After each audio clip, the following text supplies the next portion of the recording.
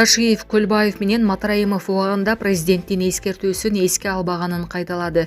Улуттук коопсуздук боюнча мамлекеттик комитетинин төрагасы Камчыбек Ташиев Крим чөйрөнүн ана башы аталган Камчы Көлбаевди, бажа кызматынын төрагасынын мурдагы орун басары Райымбек Матраимовду убагында президент Садыр Жапаров чакырып, кылмыштуу иш-аракетиңерди токтоткула деп айтканын кайталады. Камчыбек Ташиев кыргыз милициясынын 101 жылдыгына байланыштуу айрым кызматкерлерди сыйлоо иш-чарасында сүйлөгөн сөзүндө бирок алар кылмыштуу иштерин токтотпогонун айтып, мыйзамдуу чара көрүүгө туура келгенин айтты. Мен силерге бир мисалды айтып берейин.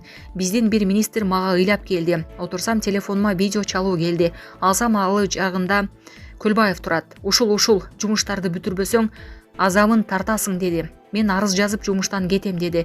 Мен сага жооп берем. Кызматтан кетпейсиң деп алып калып, мен чара көрүүгө милдеттүү болдум. Алар кимдер депутат болуш керек, кайсыл партиялар өтүш керек, ким кайсы шаарга мэр болуп келиш керек. Ушул маселени да чечип калышкан деди Камчыбек Ташиев.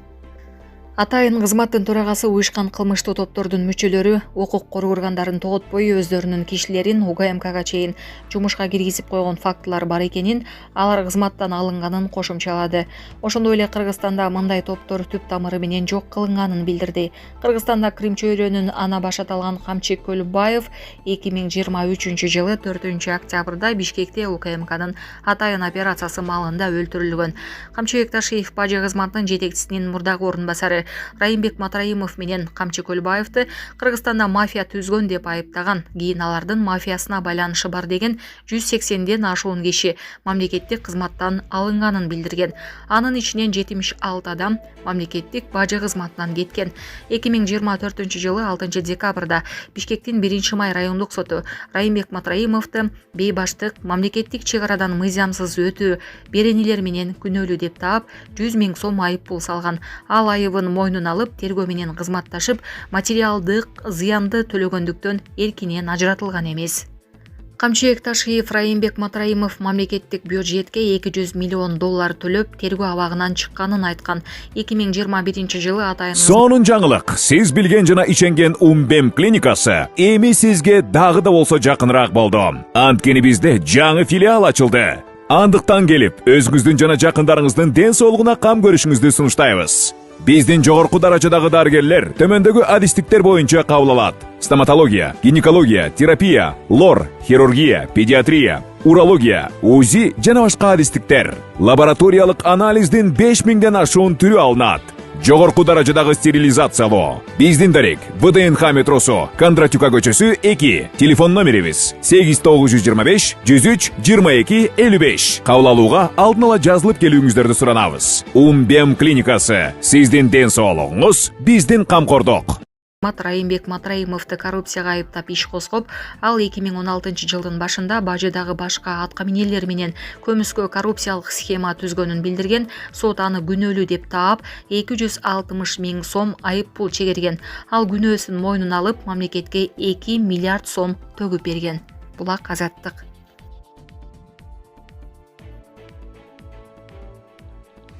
Хочу жить. Украинада каза тапкан өзбекстандык 481 кишинин ысымын жарыялады. Украинанын мамлекеттик «Хочу жить» долбоору Украинадагы согушка Орусия тарапта катышып жүрүп каза тапкан же дайынсыз жоголгон өзбекстандык 481 кишинин ысымын чыгарды. Адатта долбоор тизме толук эмес экенин, реалдуу сан мындан эселеп ашаарын эскертет. Өзбекстан Орусиянын куралдуу күчтөрүнө жалданган, биз аныктаган чет өлкөлүк жарандардын саны жагынан сап башында турат. Украинага каршы согушкан же согушуп жүргөн бери дегенде 2715 өзбекстандык жаран тууралуу кабарыбыз бар. Алардын саны жылдан жылга артууда. 2023 жылы 498 өзбекстандык контрактка кол койсо, былтырдагы 941 кол койгон. Быйылкы жылдын биринчи жарымында орус куралдуу күчтөрүнүн курамында Өзбекстандын 1300 жараны майданга кетти.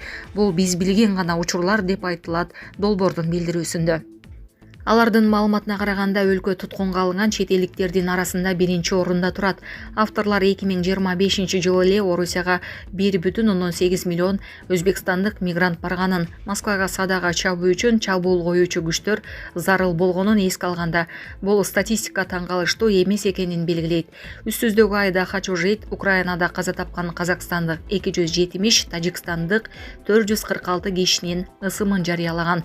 Сөз болгон өлкөлөрдүн бийликтери долбоордун мындай маалыматына реакция билдирбейт. Украинадагы согушка Орусиянын тарабында катышып өлгөн кыргызстандыктар тууралуу да кабарланып келет. Булак Азаттык. Путин радиоактивдүү цунами жаратууга жөнөмдүү өзөктүк торпедонун сыноосу ийгиликтүү өттү. Орусия президенти Владимир Путин деңизде радиоактивдүү цунами жаратууга мүмкүндүк бергендиги айтылып жаткан Посейдон аттуу өзөктүк торпедонун сыноосу ийгиликтүү өткөнүн билдирди. Бул тууралуу чет элдик басылмалар жазышты. Маалымдалгандай, ал сыноону чоң ийгилик деп мүнөздөп, куралдын ташуучу субмаринадан учурула турган кыймылдаткычы жана өзөктүк энергия берүүчү бөлүгү менен иштей турганын билдирди жана мындай мүмкүнчүлүккө ээ башка өлкө жок деди. Посейдон тууралуу ачык маалыматтар чектелүү болгону менен адистер бул торпедонун океандын түбүндө же жеринде аракеттенип радиациялык толкундар аркылуу жээкке жакын шаарларды жашоого ылайыксыз кылууга мүмкүндүк бере турганын эскертүүдө. Плотинов атомик сыяктуу илимий булактар торпедонун деңиз түбүндө ири жарылууларды жаратышы мүмкүн экенин жана натыйжада радиациялуу океан көтөрүлүштөрү пайда болушу ыктымал экенин жазышты. Путиндин билдирүүсү АКШ президенти Дональд Трамптын Москванын жакында өткөргөн өзөктүк ракета сыноосун сындоосунан көп узабай айтылды. Орусия буга чейин Провестник аттуу өзөктүк кыймылдаткычтуу жалмап учуучу ракетанын сыноосунда ийгиликтүү өткөнүн жарыялаган. Окуялар жалпы геосаясий чөйрөдө туруктуулукка жана куралдуу тең салмакка болгон тынчсызданууну күчөтүүдө. Өлкөдөгү экинчи чоң стадион кайсы шаарга курулаары белгилүү болду. Манас шаарына сыйымдуулугу 30 000 адамга ылайыкташтырылган стадион курулат. Бул тууралуу 30 октябрда УКМКнын төрагасы Камчыбек Ташиев билдирди. Анын айтымында аталган жай Бишкекте курулуп жаткан стадиондон кийинки эле спорттук аянт болот. Аэропорттун орду 80 гектар, ал жерге жаңы типтеги чоң шаар курулат. Манас шаарына 30 000 орундуу республикадагы экинчи стадион курулат. Азыр Бишкекте курулуп жатпайбы? 55 000 орунду. Ошонун 30 000 ушул Манас шаарына курулат. Кийинки жылы аэропорт чыгып кетсе, ошонун ордуна баштайбыз, деди Ташиев. Беле кетсек, Бишкек шаарында 51 000 орундуу стадиондун курулушу кызуу жүрүүдө. Ага Азаттык арена деген ат берилди. Садыр Жапаровдун кичи уулу жаңы түзүлгөн банктын негиздөөчүлөрүнүн бири болду. Өлкө башчысы Садыр Жапаровдун кичи уулу Нурдөөлөт Нуркожоев жана Жогорку Кеңештин мурдагы төрагасы Марат Султанов жаңы түзүлгөн Берекет банктын негиздөөчүлөрү болушканын Азаттык жазып чыкты.